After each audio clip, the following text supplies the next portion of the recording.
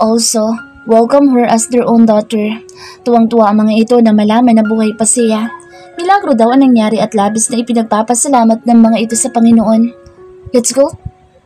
Tutulala ka na lang ba dyan? He caught her attention. Nasa kalagitnaan na ito ng napakalaking hagdanan. Parang palasyo naman kasi ang mansyon nito.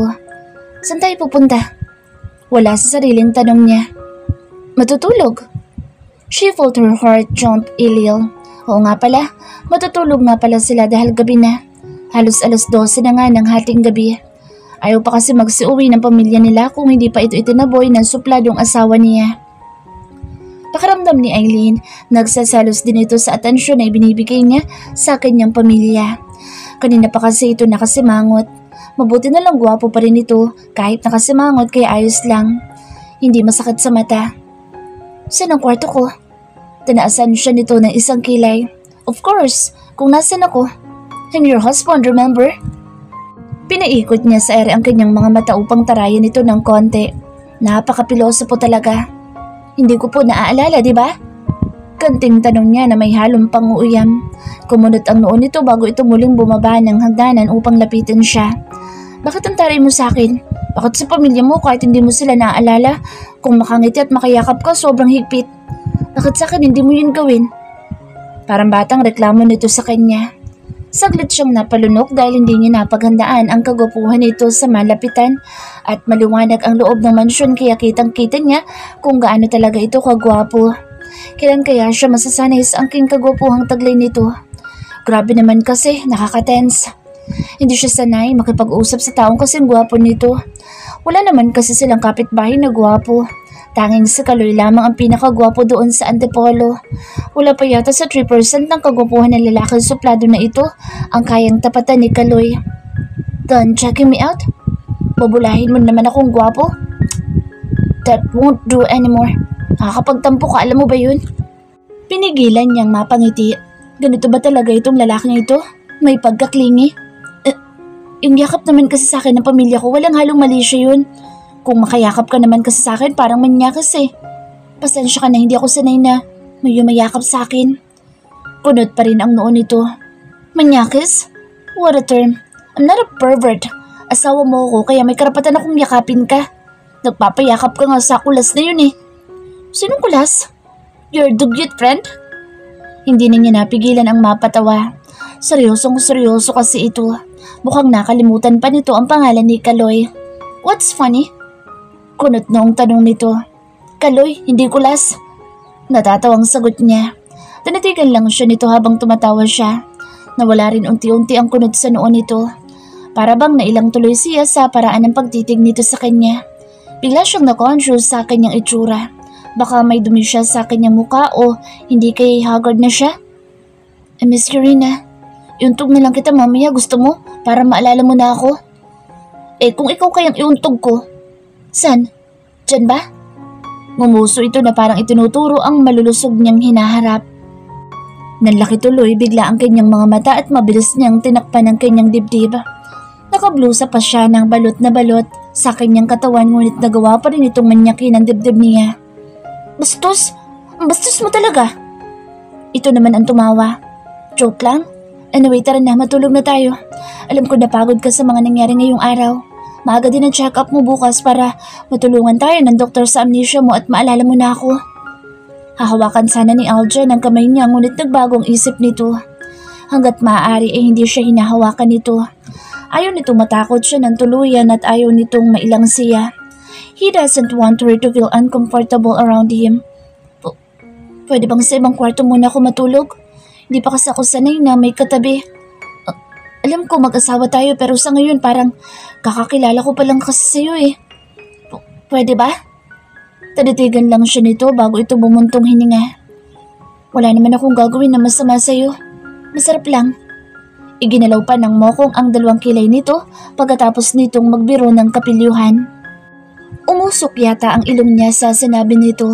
Ang akala pa naman niya ay seryoso ang sinasabi nito.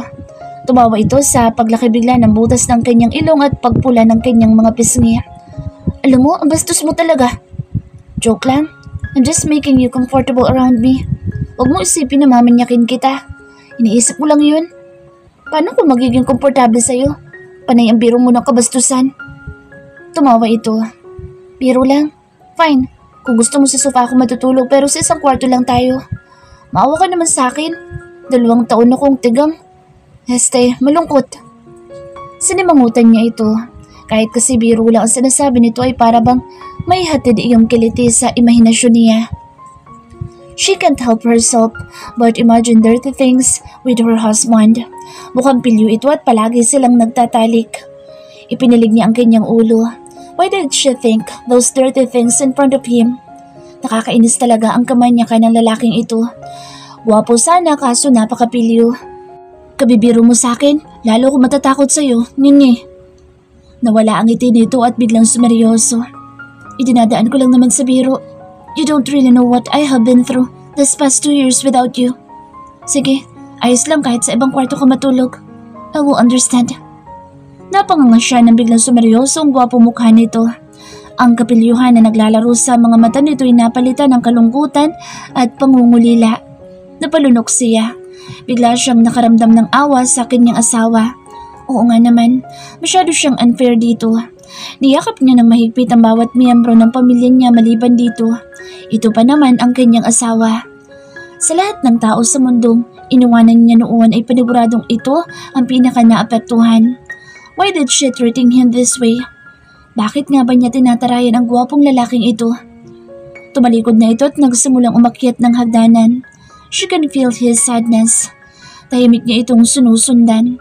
Nahihiya siyang magsalita dahil parang nagtampo na talaga ito. Sir, saglit. Hinawakan niya ang laylayan ng damit nito. Huminto ito ngunit hindi lumingon sa akin niya. What? Mahinang tanong nito. Napapakamot si Eileen sa kanyang pisngi habang nag-iisip siya ng kanyang gustong sabihin. She just wanted to say sorry pero hindi niya masabi-sabi dahil kinakabahan siya. Bakit naman kasi ang bilis ng tibok ng pesteng puso niya? My name is Arjan. Arjan? Hindi sir. Sorry na. Nag-a-adjust pa kasi ako eh. Hingi niya ng paumanhin. Hayos lang, mag-adjust ka. But don't push me away. I'm your husband. Sana pagbigyan mo rin ako mapalapit ulit sa'yo. Napalunok siya. Ano bang gusto mong gawin? Gusto mo bang yakapin din ako? Iniisip niya kasing unfair siya. Niyakap niya ang pamilya niya ngunit hindi man lang niya niyakap ang asawa niya. Kasi naman, nahihiya siya at parang naiihi siya sa kilik. Malay niya bang magkaroon siya bigla ng asawang ganito kagwapo? Payag ka na? Lumingon ito sa kanya. Tila nasasabik ang mga mata nito. Napakagatlabi siya bago siya tumango. Pahalik na rin, pwede ba? Agad niyang tinakpan ang bibig niya. Hindi dahil sa ayaw niya kundi nahihiya lang siya. Hindi pa siya nagtututbrush mula kanina. Hindi pa ako handang magpahalik. Yakap lang muna. Napabuntong hininga ito.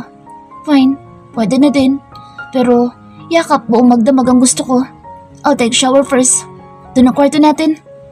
Itinuro nito ang pinakadulong kwarto. Magkayakap tayong matutulog? Hindi ako sanay. Reklamo niya pero halos magwala ang buong katawan niya sa sobrang kasabikan. Mayayakap niya ito buong gabi. Baka hindi siya makatulog. Ang swerte naman niya.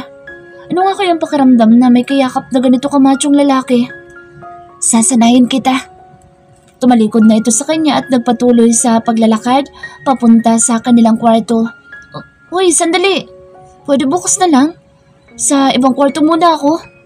Hirit pa niya ngunit dire-diretso lamang itong naglakad patungo sa kanilang master's bedroom. Ito daw ang mansyon na regalo ng magulang nito para sa kanilang mag-asawa noong araw ng kanilang kasal. Walang nagawa si Eileen kundi sundan ang lalaking gwapo sa kanilang master's bedroom. Namangha siya sa sobrang ganda ng silid, para bang isang buong bahay na ang loob ng kwartong iyon. Do you want us to take shower together? Pilyong tanong ni Aljan sa likuran niya habang busy siya sa pagtingin-tingin sa buong silid. Bastos! Ngumisi lang ito bago lumapit sa kanya. I can't wait to make love with you again. Nanlaki ang kanyang mga mata. Huwag muna. Ayoko pa. Sige, yakap na lang muna. Ginulo nito ang kanyang buhok bago ito pumasok sa loob ng bathroom upang maligo. Gabing-gabi na, naliligo pa. Maliligo din tuloy siya mamaya pagkatapos dito dahil nakakahiya naman makipagyakapan dito kung hindi siya maliligo. Bakit kaya nag-iinit ang katawan niya? Nakakainis. Ang bastos kasi. Tahimik lamang si Eileen na nakaupo sa isang couch malapit sa bathroom door na pinasukan ni Aljan. Halos isang oras na itong nandoon kaya naiinip na siya sa paghihintay. Napakatagal naman ito maligo. Nahiya siyang kumilos sa loob ng master's bedroom dahil natatakot siyang makabasag ng kahit na anong kagamitan doon. Halos lahat kasi ng gamit doon ay para bang babasagin. Habang naghihintay siya, hindi niya naiwasang dumako ang kanyang paningin sa gilid ng king-size bed. There was a photo frame beside the bed. Napalunok siya nang makita niyang tila litrato niya iyon. Agad niyang nilapitan ang picture frame upang tingnan ang kanyang litrato. It's her. Siya nga ang babaeng nasa litrato na iyon. She felt as if someone caressed her heart because her picture was still displayed in Aljan's room. May puwang pa din siya sa puso nito kahit 2 taon na siyang wala sa buhay nito. Maybe her husband really can't move on. He must love her that much. Hindi niya tuloy maiwasang makaramdam ng kaunting kilig. Tanitigin niya ang kanyang picture. Ang ganda niya naman noon. Mukhang mas bata pa siya noon at medyo chubby pa siya sa picture na iyon. Kung ganoon, pumayat pala siya ng konti. Ang tamis ng kanyang ngiti. Kailan kaya ulit siya makakangiti ng ganoon? I'm done. Muntik na niyang mabitawan ng photo frame na hawak-hawak niya dahil sa barito ng boss ni Aljan sa kanyang likuran. Mabuti na lang at nahawakan niya iyon ng mabuti bago niya ibinalik sa pwesto. Ginulat mo naman ako? Ngunit mas nagulat yata siya ng paglingon niya dito ay nakatapis lamang ang ibabang bahagi ng katawan nito ng isang manipis na kulay puting tuwalya. His body looks athletic and strong. Napakaganda ng katawan ng mokong na ito. Magay sa gwapo nitong muka ang kakisigan ng pangangatawan. Medyo basa pa ang dibdib nito dahil tumutulo pa ang tubig mula sa basang buhok nito. Nakasalukuyan itong pinupunasan gamit ang isang maliit na bimpong kulay puti din. Hindi niya maiwasang mapatingin sa dinadaluyan ng tubig mula sa buhok nito, patulo sa malapad nitong dibdib at pababa sa mga abs nito. Shit, may abs siya? Mukhang matitigas ang pandesal sa tiyan nito na halatang alagang-alaga sa pag-ehersisyo. Nag-iwas agad siya ng kanyang paningin at tumalikod siya kay Aljan. Bakit nakahubad ka? Alam mo naman na nandito ako. Bastos ka talaga. Kulang sa iritasyon niyang pagrereklamo. Imbes kasi na magreklamo siya ay parang napapatili siya sa kilig. Ang ganda naman kasi ng katawan nito. Winner. Narinig niya na mahinang napatawa ito. This is not the first time you have seen my body. Asawa naman kita kaya ayos lang na makita mo ako nakaganito lang. Well, hindi naman ako nakahubad ah. Pagpapaliwanag pa nito habang patuloy itong nagpupunas ng sariling buhok nito. Napapikit siya at napakagatlabi. Nakakainis talaga ang lalaking ito. Hindi mo ba naisip na nag-a-adjust pa ako? Technically, kakikilala ko palang ulit sa'yo. Para sa akin, ngayon ko palang nakita yung katawan mo kaya nabibigla ako. Konting respeto naman. Sorry po. Heto na po, nagbibihis na nga po. Pinalambing pa nito ang boses habang nagbibihis na ito. Napalunok tuloy siya at hindi na siya nakapagsalita. Huwag kang lilingon. Nagbibrief pa ako. Baka may makita kang anaconda. Pabiro pang hirit nito na naging dahilan upang mamula ang buong mukha ni Eileen. Oh, dyan naman eh. Huwag ka naman ganyan no. Hindi na nakakatuwa. Nagpapadyak siya sa inis. Naapektuhan kasi siya sa mga simpleng malisyosong biro nito. Actually, hindi naman siya naiinis. Nahihiya siya. Hindi siya sanay na may kabiruan siya pagdating sa usaping malisyoso. Joke lang. Tapos na po. Nakadamit na ako. Pwede ka na ulit umarap sa akin. Sambit nito. Huminga muna siya na malalim bago siya pumihit paharap ulit sa gawin nito.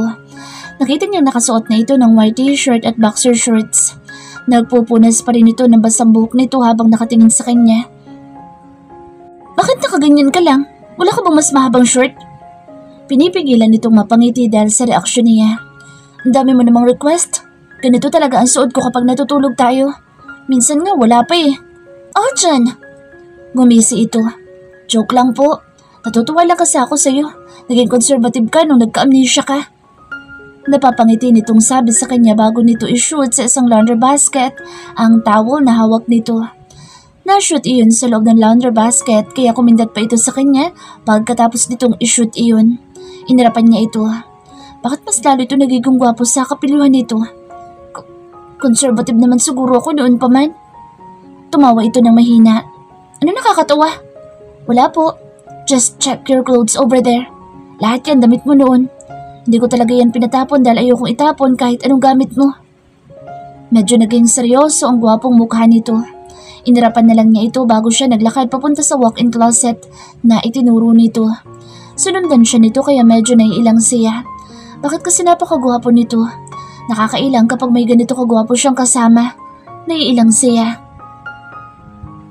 Sigurado ka bang sa akin ang mga damit na ito? Kunot noon niyang inisa-isa ang mga damit doon. Halos lahat ng damit niya ay panay revealing clothes. Hindi siya magsusuot ng ganoon. Yeah, sa'yo lahat ng yan. Kanino pa ba? Baka sa mga babae mo. Look at this. Tibak to ah. Hindi ako nagsusuot ng ganito, no? Itinaas niya sa air isang panty na kulay pula. Tibak ang panty na iyon kaya naihagis tuloy niya kay Aljan ang panty na iyon. Tumawa naman ito at agad na sinalo ang red tibak panty. Sa'yo nga to. Wala akong babae. Lahat ng damit dito, it's all yours. No, hindi akin yan, no? Namumula na naman ang mga pisngi niya. Pinlagay ko dito lahat ng damit mo after ko lumipat dito. Maybe, nararamdaman ko isang araw ay babalik ka sa akin at titira tayo sa bahay na to. May dumaan na lungkot sa mga mata nito na mabilis ding nawala dahil napangiti ito sa pagkakangiwi niya. Kasalukuyan niya kasing tinitingnan ang mga pantulog niyang damit. Halos lahat ng iyon ay hindi niya kayang suotin. Bold star ba siya noon? Bakit ganito ang mga damit niya? Sa akin ba talaga to? Diyos ko, hindi yata ako makakatulog na ganito lang ang susuotin. Ang lamig-lamig pa naman dito sa kwarto mo. Pwede mo ba kung pahirapin na lang na t-shirt mo? Tumawa ito habang napapakamot sa sariling kilay. Napansin ni Eileen na mas lalong gumugwapo sa Aljan sa tuwing tatawa ito. Fine, papahiramin muna kita ng damit kung ayaw mo suotin ng mga yan. Baka ma-rape din kita kung yan ang susuot mo. Napalunok siya sa sinabi ni Aljan. Kapag na-rape mo ako, hindi na tayo bate, sige ka. Hindi na ako dito titira at hindi kita patatawarin kahit kailan. Pagbabantayan niya, lalo itong natawa sa mga sinabi niya. I will not do things that I know you are not ready to do right now. Ihintayin ko naman ang tamang panahon, kaya nga wag na yan na isuot mo. Come here, papahiraman kita. Sinundan niya sa Aljan na pumunta ito sa kabilang walk-in closet. Kumuha ito na isang plain white t-shirt. Salamat, mabuti naman kung ganoon. Pero yung pangako mo sa akin, magyayakapan tayo buong magdamag ha? Paalala nito sa kanya na ikinatalo ng puso niya. Iniabot nito sa kanya ang white t-shirt. Mukhang planchado pa ang t-shirt na iyon. Oo na? Ngumiti ito. Good, maligo ka na. Hihintayin kita sa kama natin. Bumilis ng gusto ang tibok ng kanyang puso sa sinabi ni Aljan. May kakaibang kislap din ang mga mata nito. Yakap lang ha? Paalala pa niya. Opo. Ginulo ni Aljan ang buhok niya bago ito naunang lumakad patungo sa king-size bed na may kulay itim na bedsheet. Teka, anong susuot kong pajama? Kuminto ito sa paglalakad at tumingin sa kanya. Magpanty ka na lang. Napangisi agad ito nang biglang lumaki na naman ang butas ng kanyang ilong. Hanggang sa natawa na ito sa ekspresyon ng kanyang muka. Joke lang, may shorts dyan sa ilalim. Kumuha ka na lang dyan. Nakanguso siya ng talikuran niya ito. Napakaloko talaga na lalaki iyon. Ngunit pagtalikod niya, dito ay hindi niya napigilang mapangiti. Nakakatawa din kasi ang mga biro nito sa kanya. She grabbed one of his boxer shorts. Pwede na iyon kaysa sa mga pang bold star na pantulog niya. Kumuha muna siya ng panty at bra sa kabilang closet. Wala siyang choice kundi gamitin ang mga dating bra at panty niya. My gosh, makakatulog kaya siyang nakasuot lang ng tibak? Eh di ba makatasapwat iyon? Bahala na nga. Nakiligo muna siya sa bathroom. Nakagamit siya ng shampoo at sabon. Sobrang bango ng mga sabon at shampoo nito. Brand pa lang halatang pang-sosyal na. Nasarapan siya sa kanyang pagligo sa shower room ni Aljan. Wala naman kasing ganito sila Aling Mina at Tatay Berting. Nagtatabo lamang sila sa tuwing naliligo. Nang matapos siyang maligo ay nakigamit din siya ng malinis na tuwalya. Sandamakmak na tuwalya ang nandoon sa isang drawer kaya 2 tuwalya ang ginamit niya. Isang tuwalya ay pinupulupot niya sa kanyang basang buhok at ang isang tuwalya naman ay sa kanyang katawan. Meron ding isang spare new toothbrush na nasa loob ng mini drawers. Ginamit niya iyon. Ipinagtataka niya sa kanyang sarili ay napatagal yata ang pagsisipil niya ngayon. Halos hagurin niya ng husto ang kanyang dila. Nakakahiya naman kasi kay Pogi kung hindi siya magsisipilyo ng husto. Halos 3 beses siyang nag-toothpaste. Ano bang pinaghahandaan niya? Iniisip niya bang makikipaghalikan ngayong gabi? Pinaghahandaan niya ba? Hindi Kontra niya sa kanyang sariling isip. Gusto lang talaga niya magsipilyo ng husto ngayong gabi. May nakita siyang mouthwash kaya ginamit niya rin iyon. Doon na siya sa loob ng banyo nagbihis ng white t-shirt at boxer short. Mahaba sa kanya ang white t-shirt kaya naman para tuloy siyang walang suot-suot na shorts. Nag-blower din siya ng kanyang buhok bago siya lumabas ng banyo. Nagulat pa siya na makita niya si Aljan na nakaupo sa couch malapit sa bathroom door. Ang tagal mong maligo. 2:00 na ng madaling araw, wala pa tayong nagagawa. Ha? Tumayo ito at humikab. Come on. Gusto ko pang makipagyakapan ng matagal sa iyo bago ako makatulog.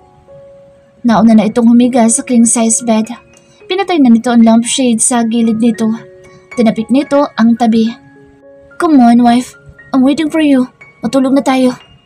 Pagyaya nito sa kanya. Labis ang kaba at excitement na kanyang nararamdaman. Nahihiya siya kay Aljan pero nasasabik din siyang magpayakap dito. Tara na. Oo, heto na. Napapanunok siya habang napapalapit siya sa malaking kama. Dahan-dahan siyang humiga sa tabi nito. Ang lakas-lakas ng tibok ng kanyang puso. Sabi mo payag ka na makipagyakapan sa akin. Bakit ang layo mo? Nahihiya pa ako sa'yo. Pag-amin niya habang nagiinit ang mga pisngi niya. Ito ang kusong umusog palapit sa kanya. Napasinghap siya nang hapitin nito ang kanyang bawang upang yakapin siya. Nakakapanghina ang pagyakap nito sa kanya. Parang nais niyang mapaungol nang wala sa oras. Pinigilan na lang niya ang sariling mapaungol dahil nakakahiya. I miss you so much. Bulong ni Aljan habang yakap siya nito. Hindi gumagalaw si Aileen habang nilalasap niya ang matigas na pangangatawan ni Aljan. Ang sarap. Nakakapanghina ang mga muscles nito. Ganito palang pakiramdam na makulong sa mga bisig nito. Nagsusumiksik siya sa katawan nito. She just loved the feeling of their body hugging each other. Ilang minuto silang hindi nag-uusap at kapwa nilalasap ang masarap na pagyayakapan. Bakit hindi ka pa matulog? Napalunok siya sa bedroom voice nito. Nakakapanghina iyon lalo. Go to sleep, baby. Mahinang bulong ni Aljan kay Aileen. Marahil naramdaman itong gising pa din siya. Sino ba naman ang makakatulog habang kayakap ang isang lalaking napakagwapo?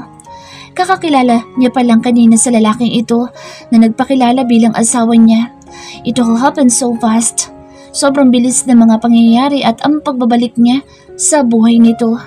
She can't sleep while hugging him. Ang sarap naman kasi nitong yumakap. Nakaka-relax ngunit nakaka-tense din at the same time. Hindi maunawaan ni Aileen ang kakaibang init na kanyang nararamdaman. It seems like she doesn't want to give little space between their bodies. Gustong-gusto niya ang mahigpit na pagyakap nito sa kanya at ang pag-amoy-amoy nito sa tuktok ng ulo niya. Habang siya naman ay sinisinghot ang mabangong t-shirt nito. Amoy baby. She can also feel his muscles. Ang sarap mapa sa loob ng mga bisig nito. Hindi pa ako inaantok eh. Ikaw matulog ka na din. Sagot niya habang nakasiksik siya sa dibdib nito. Pakiramdam ni Aileen ay nagkakagusto na agad siya sa asawa niya. Naiinlove na nga yata siya eh. Masyadong madaling mahalin ang laking kayakap niya. Piliyo ito at nakakatuwa ang pagiging seloso. Malambing ito at sobrang gwapo pa. Sino ba namang babae ang hindi mahuhulog ng mabilis sa taong ito? Nakaramdam tuloy siya ng kaba. Panigurado nga, marami mga babae ang nagkakagusto sa asawa niya. Ayoko pang matulog. Bakit naman? Napabuntong hininga ito at naramdaman niyang mas sumigpit ang pagyakap nito sa kanya. Dahil natatakot ako. Napakudot ang kanyang noo. Agad siyang tumingala upang tingnan ang gwapong mukha nito. Napansin niyang namumula ang mga mata nito. Is he crying? Bakit ka umiiyak? He smiled. Tears of joy? Here it goes again. She felt the unfamiliar feeling that someone touches her heart. Para tuloy gusto niyang punasan ang luhang tumulong mula sa mga mata nito. Bakit natatakot kang matulog at umiiyak? Mahinang tanong niya habang nakatitig ito sa kanyang muka. He's looking at her with sadness and longingness. Nararamdaman niya iyon habang nakatingin ito sa akin niya. Natatakot ako. Baka panaginip lang lahat ng ito. I can't lose you again. Hinaplos nito ang kanyang buhok ng dahan-dahan habang buong pagmamahal itong nakatingin sa kanya. Samantalang nahuhulog na talaga ang inosenteng puso ni Eileen para sa lalaking ito. Ramdam niya ang pangungulila nito sa kanya at ang takot nitong muli siyang mawala. Maybe, when I close my eyes, I'll suddenly realize that I'm just dreaming.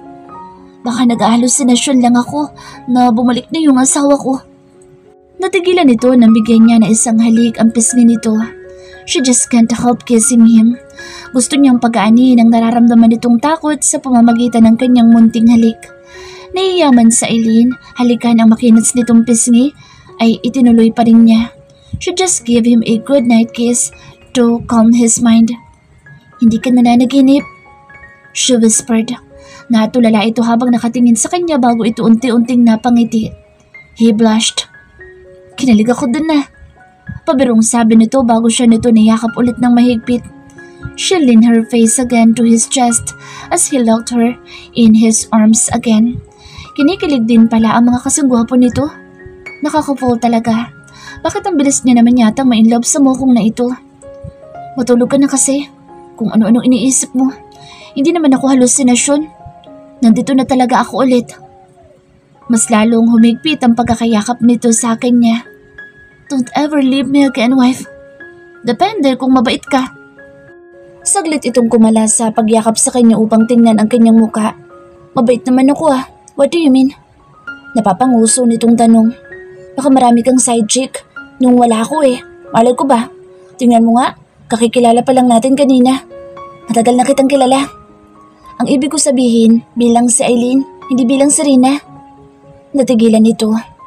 Ikaw pa rin naman ang Rina ko. Pero 50% nga lang.